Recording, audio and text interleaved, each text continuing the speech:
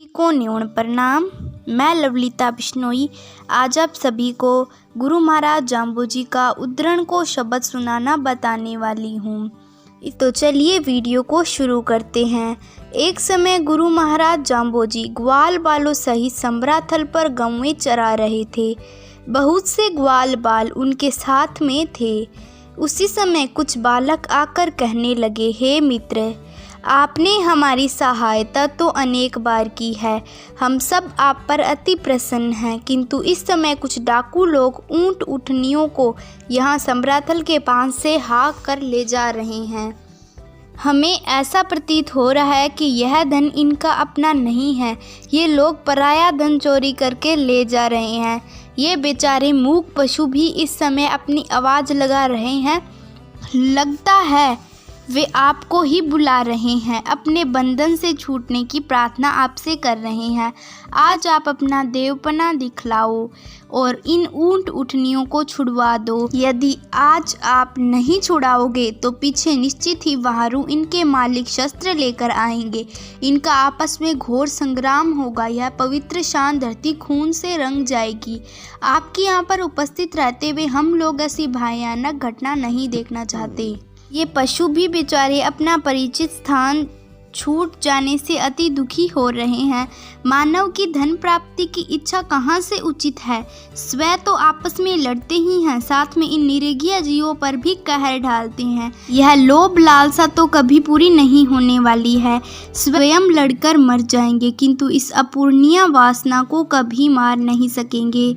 अपने अहंग की तृप्ति हेतु इन पशुओं को दुख देना कहाँ तक उचित है?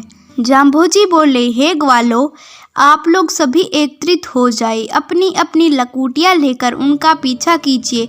वे डाकू लोग तुम्हारे डर से डरकर भाग जाएंगे। एकता में शक्ति होती है, उस शक्ति की तुम लोग पहचान करो, वह तुम्हारे भीतर मौजूद है। बालक बोले, हे देव, हमें आपकी बात पर सहसा विश्वास नहीं हो रहा है, क्योंकि हम तो अब तक बालक ही हैं, संख्या में भी कम है, हमारे पास कोई शस्त्र भी तो नहीं है, तथा न ही हमने अब तक शस्त्र चलाना ही सीखा है। हमारे विपरीत इन दस्युओं की संख्या भी बहुत अधिक है, सभी शस्त्रधारी है। ये लोग शक्ति संपन्न शस्त्र चलाने में कुशल है।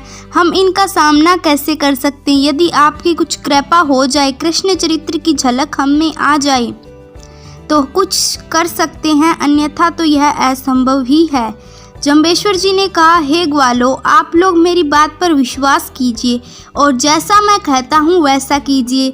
बालकों ने अपने मित्र की बात पर विश्वास किया। सभी एकत्रित होकर अपनी अपनी लट्ठी लेकर सांडों को छुड़ाने के लिए चल पड़े।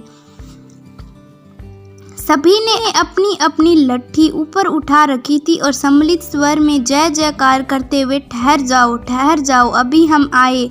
आप लोग हमारे जीवित रहते हुए हमारी सीमा का उल्लंघन नहीं करोगे।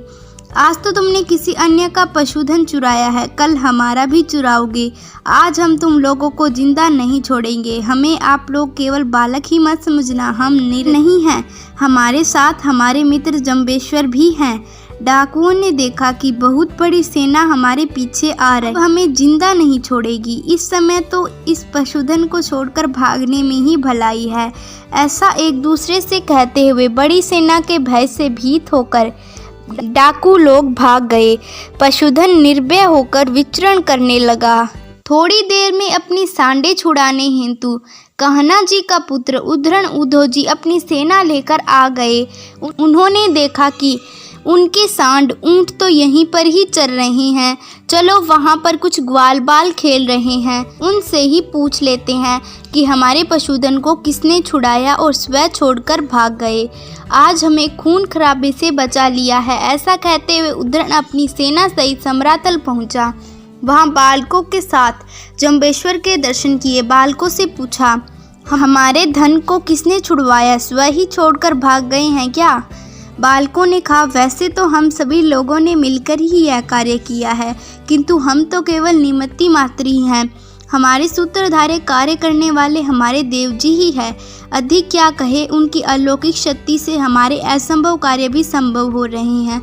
उद्धव अपने सैनिकों सहित जाम्बोजी के निकट आया और उन्होंने देखा कि चारों तरफ मुख ही दिखाई देता है, पीठ नहीं दिखती है और ना ही शरीर की छाया दिखती है, फिर भी बैठे हुए एक बालक दिखते हैं। तो आज के वीडियो में बस इतना ही। अगले वीडियो में हम आप सभी को उद्दरण जी को दूसरा शब्द सुनाना बताने वाले हैं।